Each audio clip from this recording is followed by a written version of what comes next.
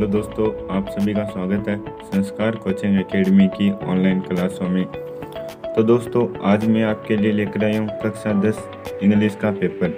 इस बार आपके इंग्लिश का पेपर किस प्रकार आएगा और कौन कौन से क्वेश्चन उस इंग्लिश के पेपर में आएंगे वो मैं आपको आज बताने जा रहा हूँ। तो आप मेरे साथ बने रहे वीडियो के अंत तक। तो पहले आपको क्या करना है, आपको जो परीक्षा का दिन है और जो परीक्षा की दिनांक है वो इसमें लिखना है और अपने नीचे सिग्नेचर कर देने, जो आपके सिग्नेचर है वो।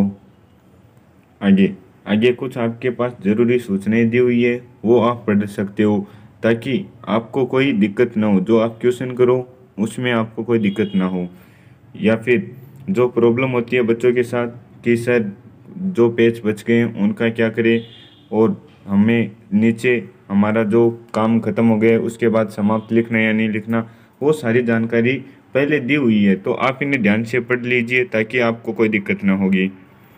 तो अब चलते हैं पहले क्वेश्चन की तरफ। तो हमारा पहला क्वेश्चन है, हमें पैसेज दे रखा है और पैसेज में जो क्वेश्चन पूछ रहा है उनके हमें क्या देने, आंसर देने।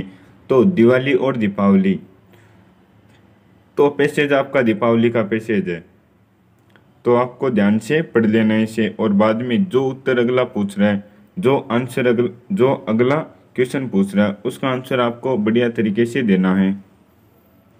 तो नीचे क्वेश्चन दे रखा है, तो पहले आपको मीनिंग पूछें कि स्वीट्स का मीनिंग और फेयरकर्स का मीनिंग, लाइट्स का मीनिंग, लिगेंड एंड मैथ्स का मीनिंग क्या होता है।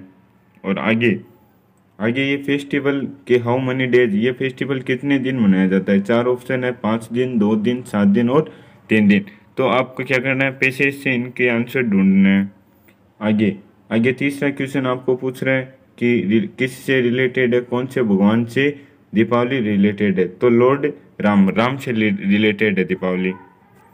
आगे चौथा क्वेश्चन, पांचवा क्वेश्चन और छठा क्वेश्चन, ये क्वेश्चन आपको क्या करने हैं, ये 6 क्वेश्चन आपको इन पैसेज से ढूंढना है। और ये आपका 6 नंबर का क्वेश्चन रहेगा और ये आपके फ्री के नंबर है एक तरह से, क्योंकि प्रश्न भी दे रखा है अगला और उत्तर भी दे रखा है। दूसरा क्वेश्चन आपके पास एक और पैसेज है जिसके क्वेश्चनों के आंसर आपको इस पैसेज में देकर देना है। ये आपका जो पार्ट आया है, आपकी बुक में जो पार्ट है उससे लिया गया है, इसलिए ये पैसेज आपका अच्छी तरीके से तैयार किया हुआ होगा। तो आप ये पैसेज तो आसानी से कर लोगे। इसके भी आपके 6 क्वेश्चन हैं और ये भी आपका 6 नंबर का पैसेज रहेगा।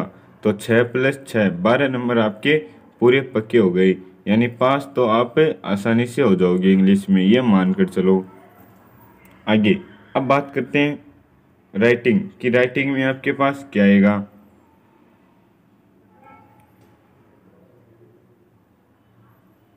तो हमें क्या करना है, हमें आपके पास पॉइंट दे रखे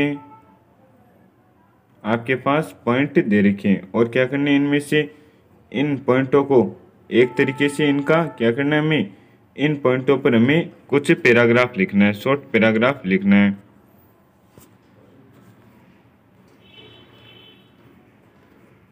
आगे चलते हैं, तो आगे आपकी ग्रामर रहेगी। तो ग्रामर में पहला क्वेश्चन आपका कि following instruction of making steam, तो आपको क्या करना है, ये चीज़ें दी हुई है और इनको आपको सही प्रकार से लिखना है। आगे आपके ये कंजक्शन दिए हुए हैं, तो आपको क्या करना है भाई, इन्हें इन 2 वाक्यों को जोड़ना है इन कंजक्शन की मदद से।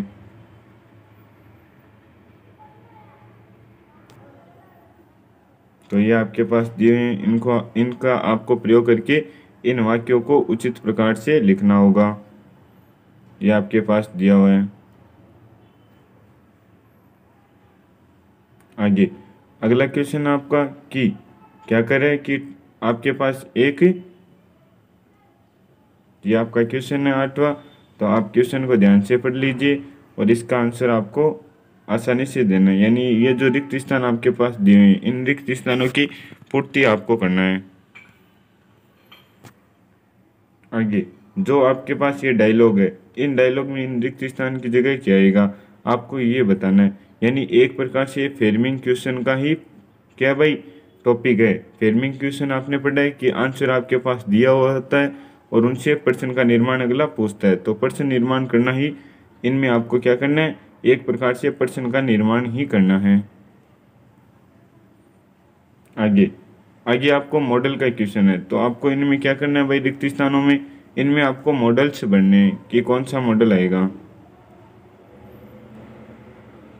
आगे करेक्ट वर्ब फॉर्म कि येस्टरडे आ गया तो कौन सी फॉर्म लगेगी, टुमारो आ गया तो कौन सी फॉर्म, बिफोर के बाद में कौन सी फॉर्म आती है भाई, और लास्ट नाइट लास्ट नाम आ गया तो कौन सी फॉर्म, और डेली शब्द आ रहा है तो कौन सी फॉर्म, और टुमारो आ रहा है तो कौन सी फॉर्म।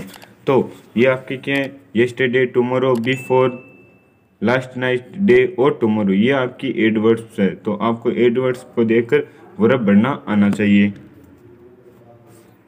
और इसमें आपको सही वर्ब बननी है।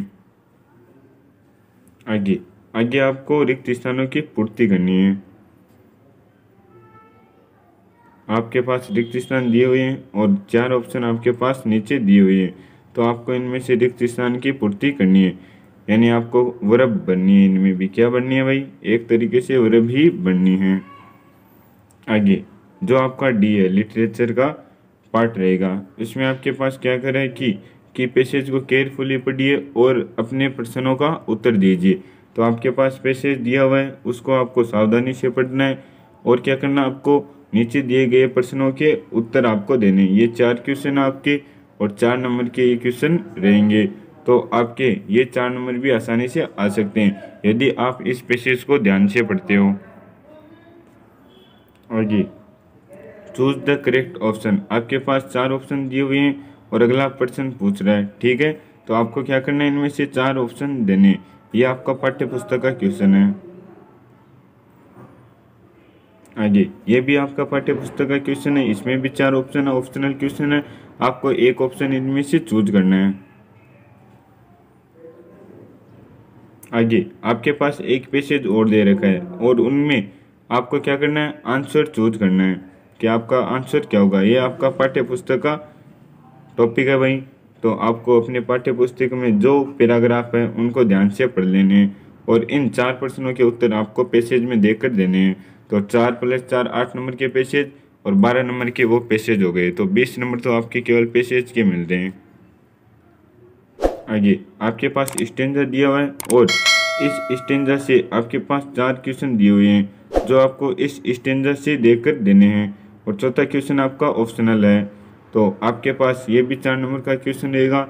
ये भी पोइम से लिया गया है। आपको एक पैराग्राफ दे रखा है पोइम का, आपके पास एक पोइम का पैराग्राफ है और नीचे दिए गए प्रश्नों के आपको उत्तर देने हैं। तो आप इसे भी आसानी से कर सकते हो। आगे answer the following question in 1-2 sentence, आपके पास 2 क्वेश्चन है और आपके 2 सेंटेंस 2 वाक्यों में इसका आंसर देना है। ज़्यादा बड़ा आंसर आपको नहीं देना है और दोनों आपके पाठ के क्वेश्चन रहेंगे। आगे कह रहा है कि एनी 2, आपके पास 3 क्वेश्चन है, उनमें से आपको 2 क्वेश्चन करने होंगे। तो आपको तीनों में से जो क्वेश्चन अच्छे लगे तो वो सेलेक्ट कर लीजिए और वो आप अच्छे से कर दीजिए, आपके नंबर पूरे में से पूरे आ जाएंगे। आगे आपके पास कह रहा है कि चूज करो भाई मोस्ट अप्रोच गिवन बिलो। तो कह रहा है कि इनमें से 4 ऑप्शन दिए हुए हैं आपके पास और 4 ऑप्शन में से जो आपका सही ऑप्शन है उसे आपको चूज करके लिख देना है। ये क्वेश्चन आपका रहेगा। ऐसे 3 क्वेश्चन आपके पास, तो ये 3 क्वेश्चन आपके पाठ्य पुस्तक के रहेंगे। आगे आपके पास 2 क्वेश्चन दिए हुए हैं। तो ये 5 नंबर का क्वेश्चन है, ये एक बड़ा क्वेश्चन है। तो आपको क्या करना है, इन 5 में से ये 5 नंबर है और 2 नंबर की 2 क्वेश्चन है, तो इन दोनों में से जो अच्छा लगे वो आप चूज कर सकते हो और आसानी से उसका उत्तर लिख सकते हो। आपको शॉर्ट एंड स्वीट क्या करना है, आपको इंग्लिश में शॉर्ट एंड स्वीट का रूल लागू करना है। यानी आपको जो वाक्य आप लिख रहे हो वो शॉर्ट लिखना है भाई और सिंपल लिखने हैं, स्वीट वाक्य लिखने हैं। ठीक है दोस्तों, तो ये आपका इंग्लिश का पेपर खत्म होता है। तो मैं उम्मीद करता हूँ, मैं आशा करता हूँ कि आपको वीडियो अच्छा लगा होगा। यदि वीडियो अच्छा लगा हो तो प्लीज़ शेयर ज़रूर करना अपने दोस्तों तक और ज़्यादा से ज़्यादा लोगों को हमारे चैनल पर जोड़ने की कोशिश ज़रूर करना। थैंक यू दोस्तों वीडियो को पूरा देखने के लिए।